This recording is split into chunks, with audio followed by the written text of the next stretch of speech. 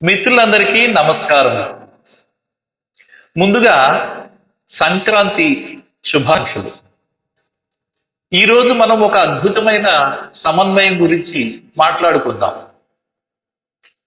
Albert Einstein అన్నట్లు విజ్ఞాన శాస్త్రం లేని మతం అందమైనది, ఆధ్యాత్మికత లేని విజ్ఞాన శాస్త్రం కుంటిది.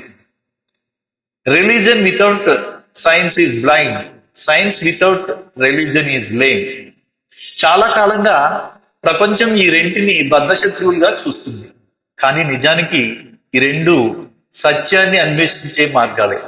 సైన్స్ బయట ఉన్న ప్రకృతిని అన్వేషిస్తే, ఆధ్యాత్మికత లోపలి ఉన్న నేనుని అన్వేషిస్తుంది. విజ్ఞానంతో లోకాన్ని గెలుద్దాం, ఆధ్యాత్మికతతో మనల్ని మనం గెలుద్దాం. ఈ సందేశం మన రాబోయే తరాలకు ఎంతగానో అవసరమని భావించి మీ ముందుకు ఈరోజు వచ్చాను. ఈ అంశం నచ్చితే కామెంట్ పెట్టండి, మీ మిత్రులకు బంధువులకు షేర్ చేయండి. విజ్ఞాన శాస్త్రం మనకు అద్భుతమైన సౌకర్యాలను ఇచ్చింది. ఈరోజు మనం వేల కిలోమీటర్ల దూరంలో ఉన్న వారితో మాట్లాడుతున్నాం, అంతరిక్షంలోకి వెళ్తున్నామన్నా అది సైన్స్ పుణ్యమే. సైన్స్ మనకి ఎలా, హౌ అనే ప్రశ్నకు సమాధానం ఇస్తుంది, కానీ వై అనే ప్రశ్నకు సమాధానం ఇవ్వలేదు. ఉదాహరణకి, ఒక అణుబాంబును ఎలా తయారు చేయాలో సైన్స్ చెబుతుంది, కానీ ఆ బాంబును ప్రయోగించాలా వద్దా, అది మానవాళికి మంచిదా కాదా అని నిర్ణయించే విచక్షణ సైన్స్ కి లేదు.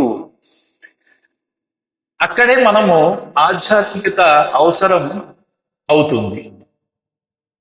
విలువలు, నైతికత లేని విజ్ఞానము వినాశనానికి దారితీస్తుంది. అందుకే ఐన్స్టీన్ దానిని కుంటిది అన్నారు. మరోవైపు సైన్స్ లేని ఆధ్యాత్మికత అంధకారమైనది. విచక్షణ లేకుండా కేవలం గుడ్డిగా అనుసరించే ఆచారాలు మతం అవ్వవు, అవి మూఢనమ్మకాలు అవుతాయి. మన ప్రాచీన ఋషులు గొప్ప శాస్త్రవేత్తలు. వారు సూర్యగ్రహణాలు ఎప్పుడు వస్తాయి, చంద్రగ్రహణాలు ఎప్పుడు వస్తాయి లెక్కగట్టారు ఎఫ్మెరిస్ ద్వారా.